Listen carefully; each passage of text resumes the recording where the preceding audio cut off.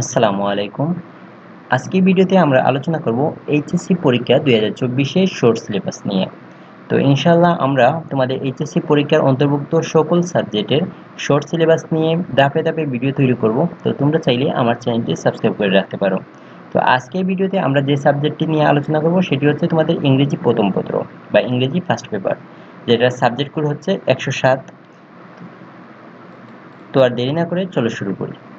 দেখো, তোমাদের গত 28 জানুয়ারি 2024-এ তোমাদের মাধ্যমিক এবং উচ্চ শিক্ষা বিভাগ শিক্ষা মন্ত্রণালয়ে অনুষ্ঠিত একটা সভা অনুষ্ঠিত হয়, যেখানে তোমাদের এইচএসসি সমমান পরীক্ষার সিলেবাস নিয়ে সিদ্ধান্ত গ্রহণ করা হয়।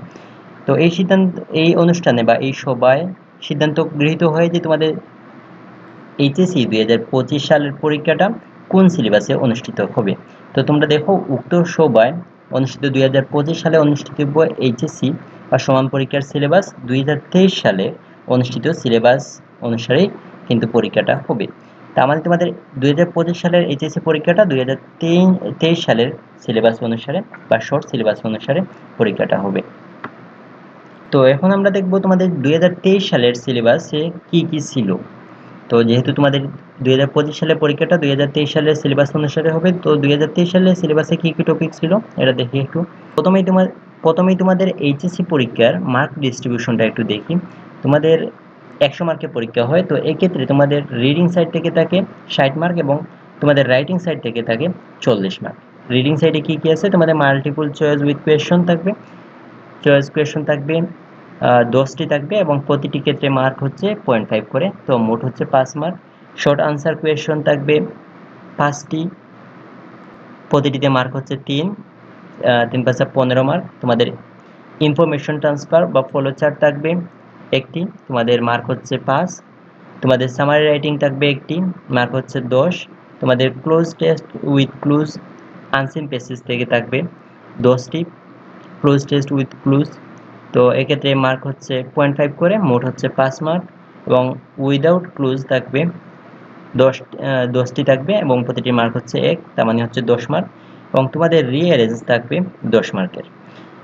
এই হচ্ছে তোমাদের রিডিং সাইডটা। এবং তোমাদের রাইটিং সাইড থেকে আসবে গ্রাফ অথবা চার্ট 15 মার্ক, তোমাদের স্টোরি আসবে 15 মার্ক এবং তোমাদের ইনফর্মাল লেটার আসবে 10 মার্ক। এই হচ্ছে তোমার 100 মার্কের সম্পূর্ণ হচ্ছে মার্ক ডিস্ট্রিবিউশনটা। এখন দেখি যে তোমাদের কোন কোন চ্যাপ্টারটা আছে। তো শুরুতেই তো আমরা দেখি যে তোমাদের কোন কোন ইউনিটগুলো পড়া লাগবে। তোমাদের মোটামুটি সব ইউনিট পড়া লাগবে 1 2 3 4 5 6 5, হ্যাঁ 5 6 7, 8টা কিন্তু নাই, 8টা মিসিং আছে, তার মানে তোমাদের 8টা বাদ দেওয়া হয়েছে। তারপর 9 আছে, এখান দেখো 10 নেই, 11 নেই, 12 আছে। তো এই হচ্ছে মোটামুটি তোমাদের ইউনিট। এখন দেখি তোমাদের কি কি লেসন পড়া লাগবে। তোমাদের ইউনিট 1 থেকে লেসন 1, লেসন 2 এবং লেসন 3 এই তিনটা লেসন পড়া লাগবে। ইউনিট 2তে যদি দেখি তাহলে ইউনিট 2তেও লেসন 1, লেসন 2 এবং লেসন 3 পড়া লাগবে। ইউনিট 3তে লেসন 1, 2, 3, 4 এবং 5 এই 5টা লেসন পড়া লাগবে। এবার আসি ইউনিট 4-এ। তোমাদের ইউনিট 4 থেকে লেসন 1, লেসন 2, লেসন 2 এর লেসন 3, লেসন 4 এবং লেসন 5 এই 5টা লেসন তোমার পড়া লাগবে ইউনিট 4 থেকে।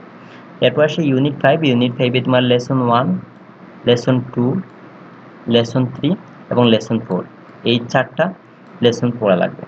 তারপর আসি ইউনিট 6-এ। ইউনিট 6 থেকে তোমাদের ইউনিট 5 থেকে কিন্তু আরেকটি লেসন আছে, লেসন 5 পড়া লাগবে। তো ইউনিট 6 থেকে যদি আসি তাহলে লেসন 1, 2 এবং 3 এই 3টা লেসন তোমাদের পড়া লাগবে। এরপর আসি তোমাদের ইউনিট 7। ইউনিট 7 থেকে তোমার লেসন 1, লেসন 2, লেসন 3, লেসন 4 এই 4টা লেসন তোমার পড়া লাগবে। এরপর তোমাদের ইউনিট 8 তো সিলেবাসে নেই, শর্ট সিলেবাস থেকে বাদ দেওয়া হয়েছে। তারপর ইউনিট 9। ইউনিট 9-এ দেখো তোমাদের লেসন 1, লেসন 2 এবং লেসন 3 এই 3টা লেসন পড়া লাগবে।